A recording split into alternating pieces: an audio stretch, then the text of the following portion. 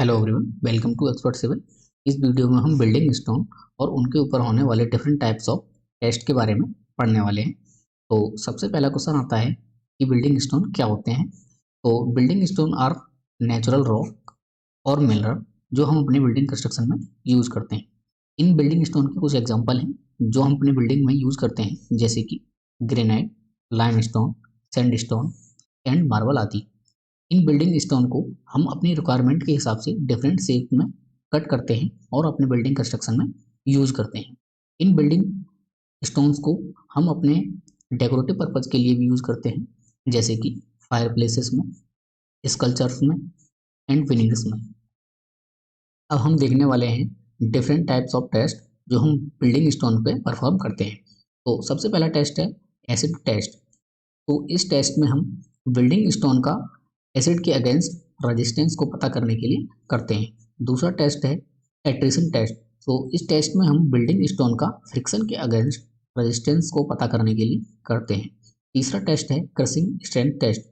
इस टेस्ट में हम ये पता करते हैं कि जो हमारा बिल्डिंग स्टोन है वो हमारा फेलियर से पहले कितना मैक्सिमम लोड सहन कर सकता है। चौथा टेस्ट है क्रिस्टलाइजेशन टेस्ट। इस टेस्ट में हम अपने बिल्डिंग स्टोन का वेदरिंग के अगेंस्ट क्या रेजिस्टेंस होगा इसको पता करने के लिए करते हैं।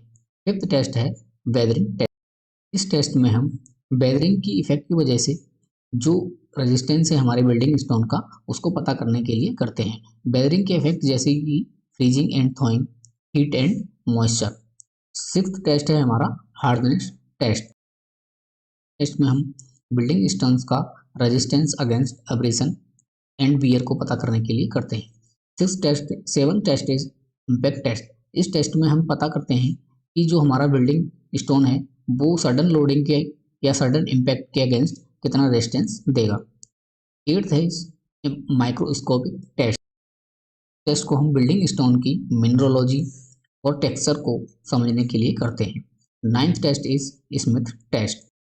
टेस्ट को हम परफॉर्म करते हैं कि जो हमारा बिल्डिंग स्टोन है उसमें सोलूबल मैटर कितने प्रेजेंट हैं इसको पता करने के लिए करते हैं। Last is water absorption test. इस टेस्ट को हम करते हैं कि जो हमारा स्टोन है वो कितना वाटर एब्जॉर्ब कर सकता है इसको पता करने के लिए करते हैं। तो first test is acid test. तो इस टेस्ट में हम क्या करते हैं कि एक सैंपल लेते हैं और उसका वेट होना चाहिए 50 से 100 ग्राम के बीच में, और इस सैंपल को हम क्या करेंगे, प्लेस कर देंगे किसमें, हाइड्रोक्लोरिक एसिड यानी कि HCl में, जिसकी स्ट्रेंथ 1% होगी, उसमें 7 दिन के लिए अपने स्टोन को रख देंगे। उसके बाद हम क्या करेंगे, बीच बीच में उसको एजिटेट करते रहेंगे यानी कि हिलाते डुलाते रहेंगे। उसके बाद हम 7 दिन बाद इस सैंपल को यानी कि जो हमारा बिल्डिंग स्टोन है उसको हम बाहर निकालेंगे, और निकालने के बाद देखेंगे कि अगर उसकी एजेस शार्प हैं और उसकी सरफेस के ऊपर वो भी पाउडर फॉर्म नहीं हुआ है, तब हम कहेंगे कि एक अच्छा बिल्डिंग स्टोन है। और अगर 7 दिन बाद जब हमने स्टोन को निकाला और उसके एजेस ब्रोकन हो गए हैं यानी कि एजेस उसके टूट चुके हैं और उसकी सरफेस के ऊपर पाउडर भी फॉर्म हो चुका है, तब हम कहेंगे कि एक पुअर क्वालिटी का स्टोन है। और इस टेस्ट को हम जनरली करते हैं सैंडस्टोन के ऊपर।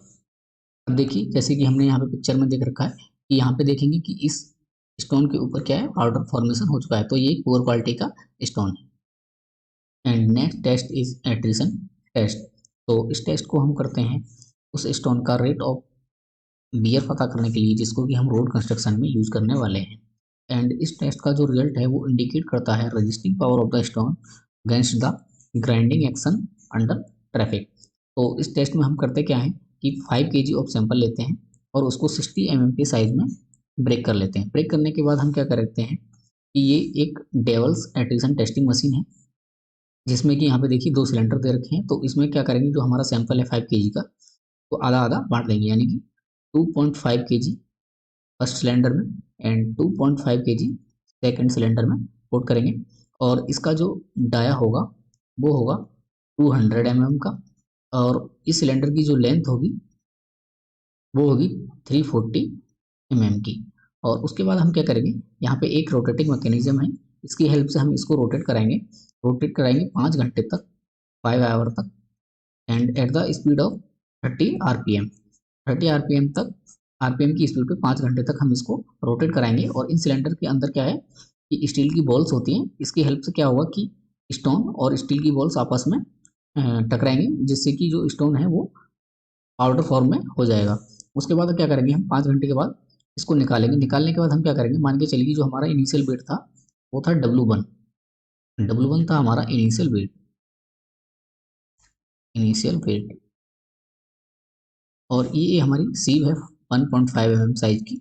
और जो हमने निकाला है इसमें से सैंपल, उसको हम क्या करेंगे, इसमें से सीव करेंगे। सीव करने के बाद क्या करेंगे, जो हमारा रिटेंड वेट होगा, मान के चलिए यहाँ पे कुछ वेट स्टोन क्या होगा, रिटेंड हो जाएगा, और जो इससे पतला होगा वो क्या होगा, वो इसके नीचे चला जाएगा। तो रिटेंड वेट को हम मान लेते हैं W2। W2 है हमारा रिटेंड वेट। तो अब हम क्या फाइंड करेंगे कि हम फाइंड करेंगे परसेंटेज ऑफ बियर कितना होगा। तो परसेंटेज बियर, तो परसेंटेज बियर क्या होगा, loss weight divide by initial weight. तो लॉस इन वेट क्या हो जाएगा, initial weight minus retained weight. तो W1 minus W1 W2 divide by initial weight W1। So this is loss in weight divide by initial weight and next test is crushing strength test. तो इस test में हम क्या करते हैं कि 40 mm size के क्यूबिक के स्टोन लेते हैं और उनको क्या करते हैं कि उनकी जो साइड है उनको अच्छे से ड्रेस कर लेते हैं और मैक्सिमम 3 सैंपल पर हम इस टेस्ट को करते हैं और जो हमारा फाइनल रिजल्ट होगा उन तीनों का एवरेज होगा।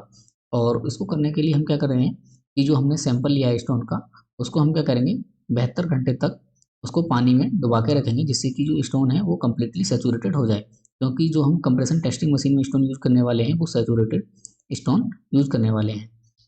तो आफ्टर 72 आवर्स हम क्या करेंगे कि जो हमारा स्टोन है वो कम्प्लीटली सेचूरेटेड हो गया होगा। उसके बाद हम क्या करेंगे कि हम कंप्रेशन टेस्टिंग मशीन में इस सैंपल को रखेंगे और इस एक चीज़ का ध्यान रखेंगे कि जो स्टोन है हमारा वो 5 mm of plaster of Paris या थिक प्लाईवुड से कवर होना चाहिए, ताकि लोड क्या हो, यूनिफॉर्मली डिस्ट्रीब्यूटेड हो। और उसके बाद हम क्या करेंगे कि देखिए यहाँ पे ये हमारा स्टोन है और हमने यहाँ पे क्या किया है कि इसको वुड से कवर कर रखा है। उसके बाद हम इस पर एक्जेली लोड लगाएंगे और जो मैक्सिमम लोड होगा जिसपे कि ये फेल कर जाएगा उसको हम यहाँ पे नोट कर लेंगे। उसके बाद हम इसकी स्ट्रेंथ निकालेंगे। तो कंप्रेसिव स्ट्रेंथ कैसे निकालेंगे, तो इसकी कंप्रेसिव कंप्रेसिव या फिर क्रशिंग स्ट्रेंथ, तो यहाँ से हम लोड को नोट कर देंगे। तो जो लोड होगा वो मान के चलिए न्यूटन में आएगा और उसको डिवाइड कर देंगे जो इसका सरफेस एरिया होगा जिसपे कि ये लोड अप्लाई हो रखा है, डिवाइड बाई एरिया यानी कि mm²। तो ये हमारी आ जाएगी crushing strength of the stone. Next test is crystallisation test. तो इस टेस्ट में हम क्या करेंगे कि 4 क्यूब लेंगे स्टोन के 40 mm साइज के और उनको क्या करेंगे 72 आवर्स के लिए ड्राई करेंगे और उसके बाद उसका वेट करेंगे। मान के चलिए ये वेट आया W1। उसके बाद हम क्या करेंगे कि इस जो सैंपल आया है हमारा स्टोन का, इसको क्या करेंगे हम 14% सोल्यूशन ऑफ Na2SO4 यानी कि सोडियम सल्फेट में 2 घंटे के लिए इसको इमर्ज करके रखेंगे। और उसके बाद क्या करेंगे हम इसको ड्राई करेंगे अगेन 100 डिग्री सेल्सियस पर और इसका वेट अगेन फाइंड करेंगे। तो मान के चलिए इसका इस बार वेट आया W2। उसके बाद हम क्या करेंगे difference is in weight is noted, जो इनके वेट में डिफरेंस आया है W1 माइनस W2, इसको परसेंटेज में निकालेंगे और उसको नोट करेंगे। और इस प्रोसीजर को हम क्या करेंगे 5 बार रिपीट करेंगे। रिपीट करने के बाद हम क्या करेंगे ईच टाइम हम देखेंगे कि जो परसेंटेज चेंज आया है वेट में वो कितना है। अगर ये चेंज ज़्यादा आता है तो स्टोन पुअर क्वालिटी का है और ये कम आता है तो स्टोन अच्छी क्वालिटी का है। And next test weathering test. Weathering test को हम बोलते हैं फ्रीजिंग एंड थॉइंग टेस्ट। तो इस टेस्ट में हम क्या करते हैं कि जो हमारा स्टोन का स्पेसिमेन है उसको हम इमर्ज करके रखते हैं पानी में 24 घंटे के लिए। उसके बाद हम क्या करेंगे इसको निकालेंगे। निकालने के बाद हम क्या करेंगे इसको एक फ्रीजिंग मशीन में 24 घंटे के लिए रखेंगे, जहाँ पे कि इसका टेम्परेचर जो होगा -12 डिग्री सेल्सियस होगा। उसके बाद क्या करेंगे हम 24 घंटे के बाद इसको बाहर निकालेंगे। बाहर निकालने के बाद हम इसको थॉड करेंगे या फिर वार्म करेंगे एटमॉस्फेरिक टेम्परेचर पे। उसके बाद हम क्या करेंगे कि इस चीज़ का ध्यान रखेंगे कि जब हम ये टेस्ट परफॉर्म करेंगे तो ये शेड के अंदर होना चाहिए, ताकि जो इफेक्ट है विंड की वजह से, सनराइज की वजह से या रेन की वजह से वो इसमें नहीं आए। उसके बाद ये प्रोसीजर को हम रिपीट करेंगे कुछ टाइम के लिए और जो चेंजेस आएंगे बिहेवियर में उसको हम केयरफुली ऑब्जर्व करेंगे। And next test is hardness test. तो इस टेस्ट में हम क्या करते हैं, सिलेंड्रिकल शेप का स्टोन लेते हैं और उसका साइज रहेगा 25 mm dia and 25 mm height. तो यहाँ पे हम देखेंगे कि एक स्टोन लेंगे जिसका की साइज है, वो डाया जो है वो भी 25 mm है और उसका हाइट भी 25 mm ही है। तो 25 mm एंड जिसका हाइट है वो भी 25 mm, ये हमारा स्टोन का सैंपल है और इसको डोरिस टेस्टिंग मशीन में हम पुट करेंगे। तो यहाँ पे हमने इसको पुट किया डोरिस टेस्टिंग मशीन में, और पुट करने के बाद यहाँ पे वेट अप्लाई करने का एक मैकेनिज्म है। तो इसमें हम क्या करेंगे, 1250 ग्राम का वेट अप्लाई करेंगे। वेट अप्लाई करने से क्या हुआ कि इस पे जो स्टोन है इस पे एक प्रेशर अप्लाई हुआ, प्रेशर अप्लाई हुआ उसके बाद हम क्या करेंगे, यहाँ पे एक रोटेटिंग डिस्क है, इस रोटेटिंग डिस्क को हम 28 आरपीएम की स्पीड से रोटेट कराएंगे। और रोटेट कराते समय हम इस पे कोर्स सैंड भी अप्लाई करते जाएंगे, इसके कोर्स सैंड का छिड़काव करते जाएंगे इस रोटेटिंग डिस्क पे।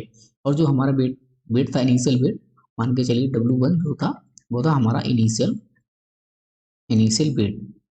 और 1000 रेवोल्यूशन के बाद हम क्या करेंगे, इसको निकालेंगे अपने सैंपल को और उसका अगेन वेट करेंगे 1000 रेवोल्यूशन के बाद, 1000 रेवोल्यूशन के बाद। तो 1000 रेवोल्यूशन के बाद जो हमारा वेट आया वो मान के चलिए आया फाइनल वेट, फाइनल वेट।